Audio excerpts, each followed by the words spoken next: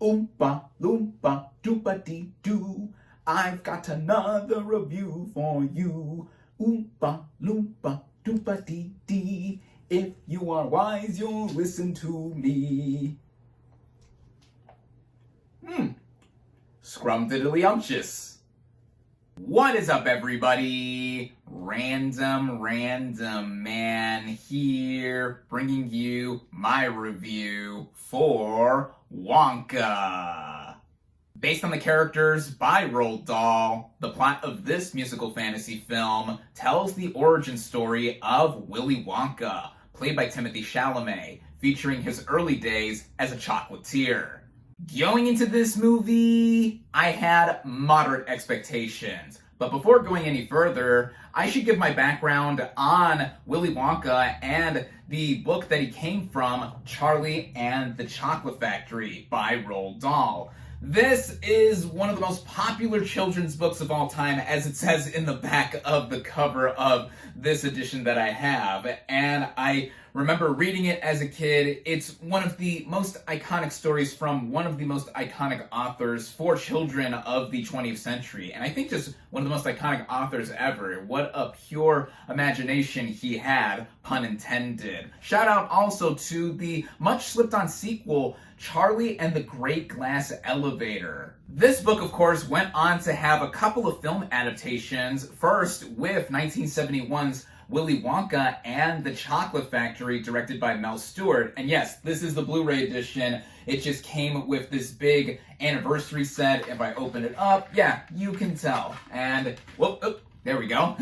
Opening this up, and as you can see in the middle, the legendary Gene Wilder as Willy Wonka is one of the biggest staples of any childhood, or for any child who has seen this movie at a young age like I did. And rewatching this movie for its 50th anniversary a couple years ago, I think it mostly holds up with that aforementioned Wilder performance, the sense of pure imagination, again, another pun intended, and just the overall sincerity that this movie has. Also very 70s in its look and feel. Then a few decades later, we got the 2005 film adaptation of Charlie and the Chocolate Factory, directed by Tim Burton, starring Johnny Depp as Willy Wonka. And I vividly remember seeing this thing in the theater, actually. If you caught a glimpse of my book version of Charlie and the Chocolate Factory, the cover art was a tie-in to this movie. I was 7 years old, I was in second grade when I read this book for the first time with my class, and the summer in between second and third grade, I went with that aforementioned class to see this film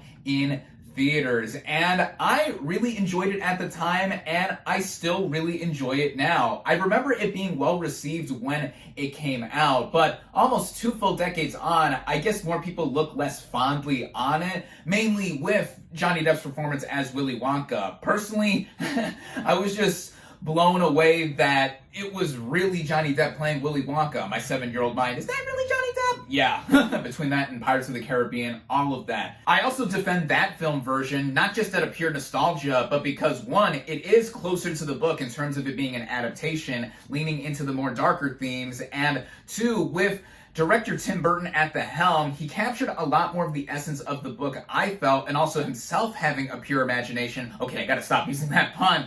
And it looking like it was something out of a pure crazy mind like Willy Wonka himself. And now we have just Wonka, and this, as I mentioned, tells the origin story of the titular chocolatier. On the optimistic end, I did like the casting of Timothée Chalamet as a younger Willy Wonka, and the director of this film, Paul King, who also co-wrote the screenplay, was on board here. Previously, he directed Paddington and Paddington 2, two of the best family films of the past decade and century thus far. I love these two movies. I cannot wait to see the third one.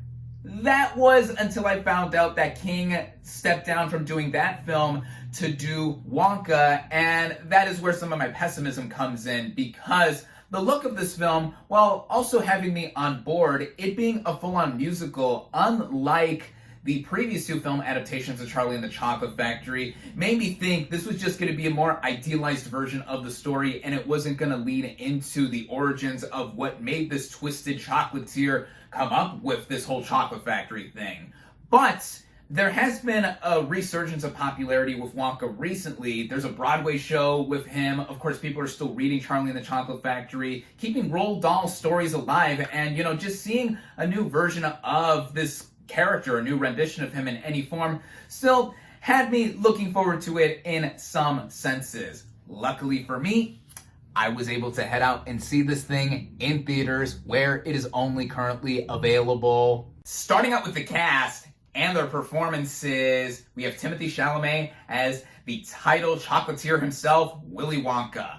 Now, as I said, I did like his casting as a younger version of this character, and now that a lot of people have seen this film, they feel he was miscast, and with my initial worries of him not capturing a lot of the darker depths of the character that a lot of us latched onto in the first place, yeah, that is not present here per se. And recently he just got a Golden Globe Award nomination for Best Actor in a Motion Picture, Musical, or Comedy. Now, I think he is talented. I think that nomination is an extension of his talent and also what he's able to do with this character. Even if he is not a one-to-one translation from the book to this version of the character being interpreted, I think that his sense of kindness, his optimism in a lot of ways, also being a wacky inventor with some of the confections he concocts, that I do think is the spirit of the character and works for this version of him. And with his singing voice, he doesn't have the best singing voice, but I think it fits for how rough around the edges it is, just like this character is rough around the edges, also aspiring to have a dream. That is also with the spirit of the character, him wanting to open his own chocolate shop, selling chocolates and other candies, and Chalamet I thought was quite charming. Also charming is Calla Lane as Noodle, an orphaned girl who becomes Wonka's assistant, and to me, she is the standout star of this movie. Recently, she got a Critics' Choice Award nomination for her performance here, and not only is it well-deserved, but I think she is going to go places with this character having a lot of her own authenticity, her coming from adversity, being stuck in this laundromat after being dropped off there and cared for from the owner's own loving heart, so to speak, and she has it rough at times, but when encountering Willy Wonka, it livens her up. And the rapport both of them have together, I thought was the beating heart of this movie. And speaking of that laundromat, the owner is Mrs. Scrubbit, played by Olivia Colman, who I absolutely love. Her relishing in her more villainous side here, I think, helps out. Also with Tom Davis as Mr. Bleacher, who works with her. Both of them have some of the funniest moments in this movie that got myself and the audience laughing here. Other adults in this film include Keegan-Michael Key as the chief of police, who is easily bribed by chocolate in order to get Willy Wonka out of town and stop him from trying to take over what is already established with chocolate, or more specifically, the chocolate cartel. They are played by Matthew Baton, Matt Lucas, and Patterson Joseph. Joseph specifically playing Slugworth, the de facto leader of the group, and that character name should ring a bell for fans of the Charlie and the Chocolate Factory book and previous adaptations, as he's interpreted here as someone who is also pure evil and really doesn't want anyone stepping on his turf. So him and the other two chocolatiers are bribing Keegan-Michael Key's chief of police with all the chocolate that he can eat. Key's character gets comically more big as the movie goes along, and the chocolate cartel themselves are comical too, to where, yeah, they are very mustache-twirling villains, but I thought they worked for what the movie was going for. Jim Davis, Natasha Rothwell, Rich Fulcher, and Rocky Thakar play 4 adults who are also trapped in Mrs. Scrubbit's laundromat, and I think they all have their moments here too. Rowan Atkinson plays a corrupt cleric who is also bribed by the chocolate cartel, with their deeds being done all under this big church. Rowan Atkinson, I love him ever since I first saw him as Mr. Bean, continuing on with his own brand of British comedy. Yeah, he's great. And then another member of the cast I gotta shout out really quick is Sally Hawkins as Willy Wonka's mother, who is really underutilized here. She's not in it for much, mostly in flashback, but, she brings a sense of heart to this movie as well, briefly carrying on with the spirit of Willy, going on and wanting to make his own name, creating his own chocolate in memory of her, just like she did for him. So clearly this is quite a cast here with all of the various names that I've mentioned, and I do think that they all do very, very well, outstanding, especially Chalamet and Lane. Now getting into the writing, which as I mentioned was done by director Paul King and Simon Farnaby, this film is the origin of Wonka as they have put in terms of pen to paper, and then it's a prequel of sorts to the 1971 film. There are references here and there, right from 2 songs from that movie being used as reprises and recurring themes here. Also, the presence of an Oompa Loompa, Lofty, played by Hugh Grant, and his design looking straight out of that film. I didn't mention him earlier in my initial talking of the cast and performances because I did like him here, but he really isn't in this movie a lot. He shows up at about the halfway point and helps more with the convenience of the plot and going along with Wonka and the rest of his allies going through with his plan and becoming this chocolatier.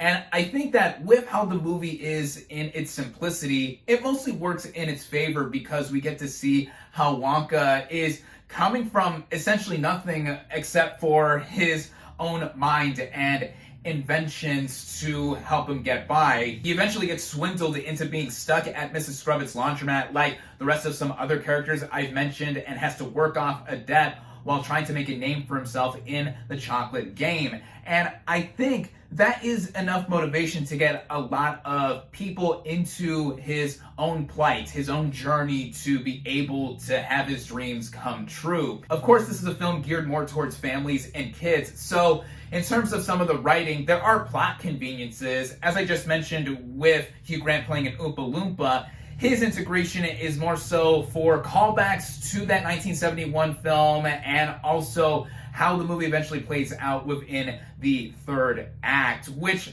I thought worked well enough even if it didn't have the movie have more substance beyond that. But the substance that is present way earlier on and is brimming with the tone of this movie is just a huge sense of whimsy and optimism. Sure, some people would have liked to have seen this movie go darker and lean into some of those sensibilities from the Charlie and the Chocolate Factory book and previous film adaptations, but for the sake of this working on its own and being its own thing altogether, I think that is in connection with how this movie is as a musical. Now, I wasn't sure how this element of the movie was going to work into the narrative as a whole, also having no point of reference and never having seen the Broadway version of Charlie and the Chocolate Factory, but now having seen the movie, I am converted over to the side in saying that this story was ripe for having musical sequences with its setup and all the cast and their performances together. I believe that they all do their own singing, and while not everyone is at a Broadway level in terms of performances, I think that the songs here are catchy and captured the essence of what the movie is going for in terms of its messaging and tone. Again, we have 2 of the songs from the 1971 film present here as recurring themes and motifs, and then with some of the original songs here, I think 2 of my favorites from memory are A World of Your Own. That is one of the bigger moments with Chalamet and other members of the cast performing here. And then one of the smaller, more intimate numbers, For a Moment, performed by Chalamet and Lane. I was taken by too because it captures a lot of what those 2 characters were longing for and also how it's all staged and executed. Yeah. It got me. It got me quite a bit. The direction by Paul King, whether it comes to the musical sequences, in overseeing the choreography, or even just how this movie is stringing along, he brings a lot of what he has done with the Paddington films, which helps keep it all light and it all moving, running at just under 2 hours in length. I thought that was pitch perfect and gave basically every scrumdiddlyumptious kind of feel to walk away from this movie feeling full, so to speak. And there's a lot more to talk about with this movie too, aside from the music and setup. The technical elements, I think, are mostly A1. The costume design here, which also recently just got a Critics' Choice Award nomination, I thought was deserving too, with Wonka's design being straight out of the book, but also slightly more modernized. This movie looks like it's a period piece, but also looks like it is of its own time too. The sets, the production design, when the movie looks the most practical, that is what I think helps it and being a fantasy that you can step into, as there are visual effects present, and not every visual effect looks great, I would say. I think the designs and colors, whenever they're present, are well done. But when there are some characters moving, like early on when seeing Willy walk around with the first musical sequence, it's noticeable he was aided by visual effects, which I'm like, is the rest of the movie gonna be like this? Just here and there are certain instances where I was like, okay, yeah, that's a little floaty, or even just the rendering of some things I felt were not completely 100%, but I think that the way this movie is designed overall gets past a lot of it because of it being a musical, and a lot of this mostly town square area that the movie has some sequences in looking like it was an actual stage where people are just running around or dancing around, singing along with Chalamet and companies. And all of that is ultimately what had me feel taken by this movie overall, as I really enjoyed Wonka.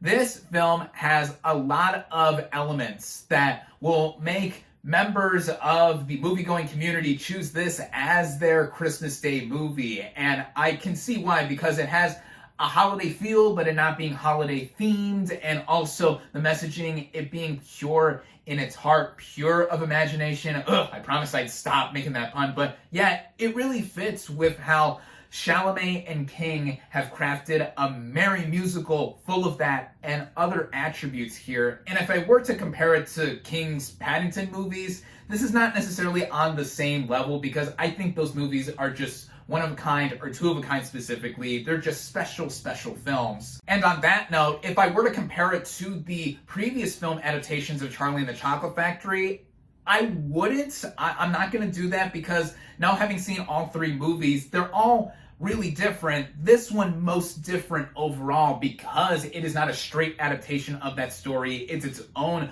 version or interpretation of the Willy Wonka character. And I think all of them have their own merits and have similarities and differences. If anything, this movie got me in a sweet toothy mood when it was over, leaving the theater. Luckily, I had that one piece of dark chocolate in the intro of this video to hold me over, and I think just about anyone can get into this. Families, young kids, fans of the IP of Charlie and the Chocolate Factory or Willy Wonka should give this movie a chance, even if it's on the lighter side, not leaning into the darker elements of the original story or the character. Just seeing this interpretation, I think, is inspiring for a lot of people, and just people having a good time with something during this holiday season. Again, I really enjoyed Wonka. I definitely recommend it.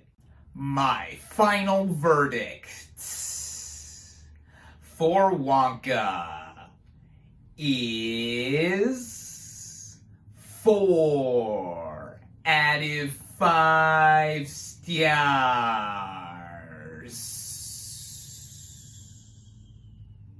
Thank you all, as always, for watching. Be sure to like this video, comment on what you thought of Wonka, social media links in the description, subscribe to my channel for more, and I'll catch you on the next movie review.